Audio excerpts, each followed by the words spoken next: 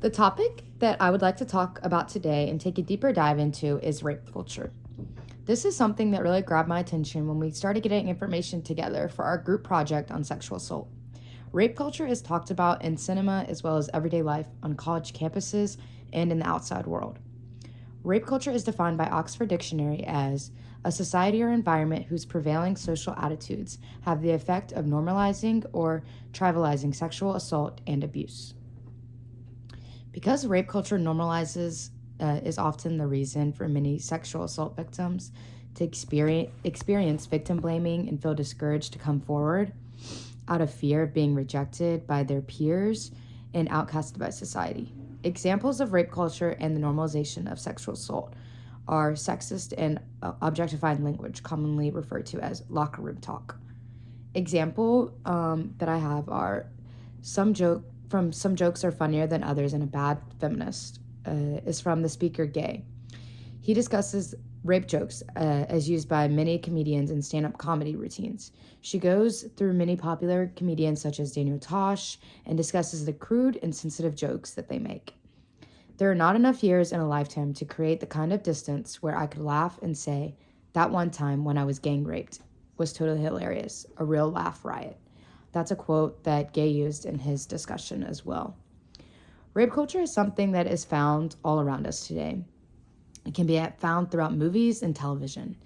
In cinema, rape culture is often represented through a few chosen popular beliefs, like women are seen as weak but seductive, and the man seduces her into submission with his charm or money and other things that go along those lines. Or saying such things as no to sexual intercourse turns into yes, where the man insists on doing something and persists to do it. An example from cinema is Switched at Birth. On Switched at Birth, an 18-year-old Bae wakes up in the bed next to her ex-boyfriend. Tank, with zero recollection of what happened the night before. She later can't remember ever saying yes to having sex with him. Bae struggles with wondering why or why not she should report it, worrying that Tank might get in trouble. It isn't until her mother says the word rape that Bae even realizes what had happened to her was in fact rape. She eventually is able to discuss the incident and explain that yes, she was assaulted and no, she did not give consent to this. This episode was crucial because it goes into a deeper talk about the idea and the meaning of no means no. It's not an acceptable answer for determining consent. Bae couldn't give consent because she had been drinking. Not saying no, especially when you cannot say no, doesn't mean yes. So that's another thing that happens on college campuses, especially when you're going downtown and out with your friends.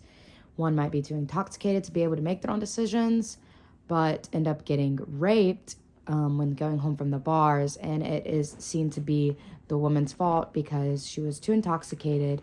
But in reality, this should not have been an issue to begin with because the man should have listened or seen the signs that she could not say the answer to no, because even if you cannot say no, that does not mean that the answer is then yes.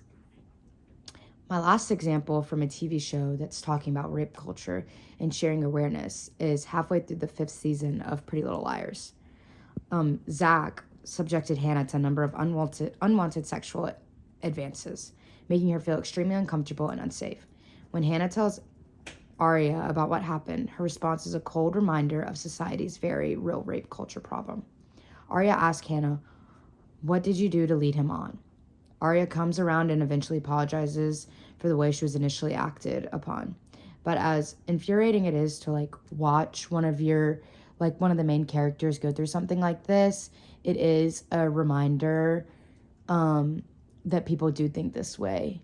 It was a bad situation for her to be in, but there again, it goes along the lines of going downtown and being too intoxicated where you can't remember what happened when you wake up.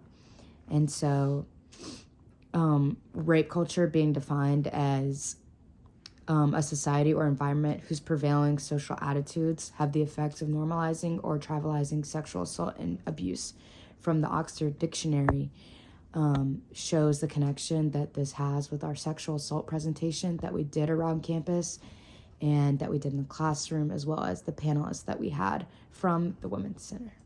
Thank you.